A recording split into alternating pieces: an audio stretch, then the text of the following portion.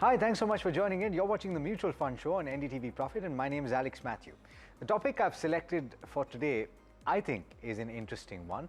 We're going to talk about three categories in the actively managed equity category of mutual funds.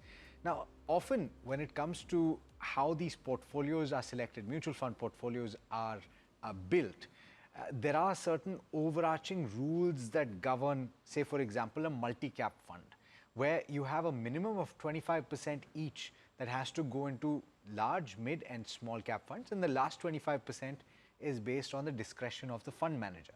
But there are a few categories where there is complete discretion from the perspective of the fund manager, and those three, or there could be more of course, but three that I've selected are Flexicap, you have the focused funds, and you have the quant funds. There is no restriction to say that you need to put in this type of market capitalization or this sector, and so the canvas is pretty open for the fund manager to paint in.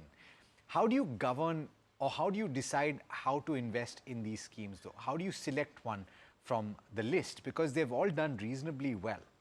We want to also talk about standard deviation and how that comes into play then. So joining me to talk about this, I have Pankaj Matpal, who is the founder and chief executive officer of Optima Money Managers, and Deepali Sen, who is the founder and managing partner at Srujan Financial Services. Thank you so much to the both of you for taking the time. Pankaj, I'll come to you first. The construction of these schemes, would you agree that it's interesting from the perspective of having complete discretion from the fund manager's side? Good afternoon, Alex. See, all three are diversified funds, Yes. but the investment style is little different. If we talk about FlexiCap fund, because they are more diversified and there is more flexibility. If we compare with focus fund, because the maximum stocks in the underlying portfolio can be 30, so the portfolios are more concentrated. So there is difference means when you're managing a focus fund, it depends more on the skills of the fund manager, how they pick up the stocks, and in a volatile market, these focus fund can be more riskier compared to flexi cap funds. When we talk about quant fund is basically something between active and passive, because these the fund is managed based on some rules. It's a rule-based investing, I'll say. The model is designed, and based on that, then based on data, algorithm, stocks are selected. So, though all are diversified funds, but because investment styles are different and in different market, they may perform differently. That's a fair point. Dipali, then when it comes to selecting schemes, and let's talk about these three schemes, right? People often look at the past returns, but I want you to also speak about standard deviation. And the reason I'm not talking about Sharpe ratio for risk adjusted returns is because you factor the benchmark, right? And the benchmark for all of these is the same. And so therefore, let's just talk about standard deviation. And how much of a bearing would you give to that? Because I'm looking at, just as an example, and I use this example very often, in the FlexiCap category, you have Parag Parikh FlexiCap fund, which has a 27% one-year return. The standard deviation, as I see it, is 0.69 or thereabouts. I'm picking at random here. Helios has a 34% return over the last 1 year, and the standard deviation is over 1. Now, can you explain why that is different? There's a disparity, or there is a difference in the return, of course, at the cost of a high standard deviation. Absolutely right, Alex. I mean, for us to choose or narrow down from a broad list to make our recommended list, we not just look at the back-tested performance or returns, but also the risk parameter and standard deviation being one of the key things. So the idea is that how I can minimize risk and how I can maximize returns, in a way optimizing risk-adjusted returns. Now, standard deviation, as we know, is deviation from the median. So let's say you have most of the data points falling close to X amount of returns or volatility in this case. The objective is that there is not very sharp movement from that median for most of the data points. So that means that we are looking at as little as possible standard deviation, uh, which is a which can be decoded as saying risk mitigation or Okay. lowering of risk. So let me come in on that just so that I've understood, and I'm hoping that I also understand. The objective of this conversation, of course, is so that I understand and therefore my viewers understand. Okay, so if, for example, in our example, we're talking about a 27% return at a standard deviation of less than 0.7, and we're talking about a 34% return at a standard deviation of more than 1. What this means is that over the course of this 1 year, you've had higher degree of volatility or movement by Helios as compared to a Parag Parikh, where you've had a more steady increase in the value of the fund over the course of that 1 year, which is a preferred outcome. Is that right? Absolutely agree. Okay. And that's why, as you rightly mentioned, while Helios might have had a lesser track record, we look at all these criteria over longer period in terms of returns. Your benchmark could be common, but we are trying to look at stalwarts who are not doing fantastically well when the market goes up and going down much under when the market tanks. So we are looking at, let's say, top quartile performers who don't have a lot of deviation, as you rightly mentioned, uh, uh, versus others. And that's why the Parag Parikh stands out maybe versus others Okay. in having a standard deviation. Let's delve a little deeper into each of these, because Pankaj, you've already described broadly how each of these categories function. But because of the kind of structuring of these portfolios and what we've just described, saying that this past return is not the way to judge, it's not necessary that the top performer over the last 1 year is what you should invest in. How would you select funds in each of these categories?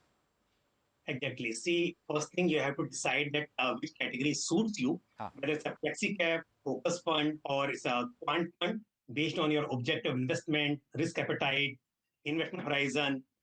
Second, most important thing within the category also, if you compare two Flexicap funds, they may not be same. For example, if you talk about one Flexicap, that may have means large allocation in large cap, means maybe a large cap bias. At the same time, another Flexicap fund. If you compare, say, HDFC Flexicap fund, which is more large cap bias, at the same time, if you talk about JM Financial Flexicap fund, that has investment across large cap, mid cap, and small cap. At the same time, if you compare with the Parag Parikh Flexicap fund, that also has allocation in international equity. So that is why when you compare three funds, you cannot say that because all three are Flexicap, it means they all have potential or they all will deliver the same kind of returns. Because if a fund has international equity in its portfolio and somehow international equity outperform the Indian equity market, returns may be higher.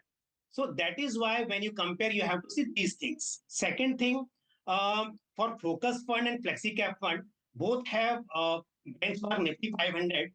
But if you talk about quant fund, all 11 quant scheme in this category right now is we have 11 funds available in quant category, and they have either Nifty 200 TRI or it is BSC S&P 200 TRI. It means the universe is large and mid cap when we talk about quant funds. Whereas for this flexi-cap and focus fund, the universe is multi-cap, with large cap, mid cap, small cap, everything. So that is also one has to keep in mind. And second thing, as you said, that future looking, forward looking, your in that case, definitely when we talk about quant fund, it is a model based portfolio. So based on the uh, past history or based on the past data, the model has been designed, and there is a less scope with the fund manager to decide that based on the market what kind of changes they can make. So that is why if you want an active portfolio, I think that flexi cap is the first choice. If you want to take a little more risk, you are comfortable with the volatility, focused approach can be a good thing, and especially in the bull market, focused approach can be beneficial. Quant can be something, as I said, between active and passive. So investor can consider this quant fund as an additional fund Sure. in their portfolio. But starting with the flexicap, multicap can be a better choice. Got it. All right. So then, Dipali, let's hear from you, and then from Pankaj, what your favorite schemes are in each of these categories, and if you have a different opinion as to what the role of these schemes are, then maybe you can weigh in. Otherwise, we can just move on with the schemes that you like and why. No, I completely agree with Pankaj. The criteria starts actually from the client. What is his time horizon? What is his understanding of the risk, his suitability, and therefore the fund fits in. And just taking a moment to talk about the best performing, we are actually not here to forecast the best performing. What we look at is a range, let's say quartile performance. So when we evaluate based on various due diligence criteria, a recommendation list is created. We have lots of factors on which we rank them hit or miss. And then based on the number of criteria we're evaluating on, the guy who gets the the fund which gets the biggest number of hits is what forms a part of the recommended list. And Okay. Talking about Flexi, since you asked, HDFC Flexicap, Parag Parikh Flexicap, ICICI Prudential Flexicap, and Edelweiss are one of my favorites in Flexicap segment. In focused? So focused again, HDFC and ICICI are doing fairly well on a long-term track record. So, Okay. And do you like any quant funds? Do you advise this, or do you recommend this to your clients? I do, but sparingly. Okay. So for a new client or a client who is old but hasn't gone beyond a debt or a hybrid, my first bet is something which is more, which is lower in risk, like a flexi or all inclusive, followed by a focus. So quant funds, to me, since they require higher level of understanding, form as a third layer of kind of equity allocation for investors. Okay. And also, they are not very, they haven't been in existence since very long, and a lot of them have proprietary models and which can be termed as a black box. So I'm not saying that we suspect them, but it's just that we'd rather go with a higher transparency product like Things that you understand. I get it. yeah, simple. They're simple to understand. Pankaj, do you want to weigh in on the schemes that you like and why? Yeah, definitely. First thing I agree with the Dipali. See, for the investor, the fund should not be the first choice. This flexicap followed by focus fund, and then in addition to this, if there is scope, you can suggest a quant fund to the investor, or investor can choose one quant fund in the portfolio. So if I say scheme, say not only the past performance, but based on the portfolio and how these funds are being managed. In FlexiCap category, Motilal Oswal FlexiCap Fund, JM FlexiCap Fund, and Parag Parikh FlexiCap Fund. These are my best choices. In Focus Fund category, ICICI Prudential Focus Equity Fund, Invesco India Focus Fund, and SDFC Focus 30 Fund. These can be good choice. And Quant Fund, 361 Quant Fund and ICICI Prudential Quant Fund. These are my best picks. Okay. It's time to take a few queries that have come through. I have shared a few with you in advance. One that has come through is Dheeraj Panchal's question. He's 52 years old, and his goal is to create a 1 crore portfolio in 5 years. It's quite an aggressive target that he's got, and he's investing currently 1 lakh rupees per month in 8 funds. He's asking if we should alter his investment. That is something that I've shared with you, Dipali. So Bank of India Flexicap, Mirai Asset Consumer Fund, Bandhan Core Equity, ICICI Pru Thematic, Franklin Opportunities, Mahindra Manulife Focused, and a couple more, White Oak Multicap and Invesco Flexicap. Broadly divided, I think roughly equally, 15,000 and 10,000 rupees SIPs. What should he do? That's a question for me? Yes, Dipali. Yeah. Yeah. So, first cut, I would not really go for a thematic fund or something which is beyond a diversified equity fund, because By choosing a thematic fund, you are taking a call over a fund manager's call on a particular industry or a sector. And what typically happens in a multi-cap or a flexi or a focused, in any case, the fund manager has the flexibility to move from one sector to another in terms of higher weightage if he deems fit. So if I were him, I would not really chase a thematic fund to begin with, or have a 1/8 proportion also of my equity portfolio. The other funds, again, like this Mire Asset Consumer and ICICI Pru thematic fall in that list. And if anyways, these are such broad based flexi kind of ideas, I would be okay with just 3 to 4 funds.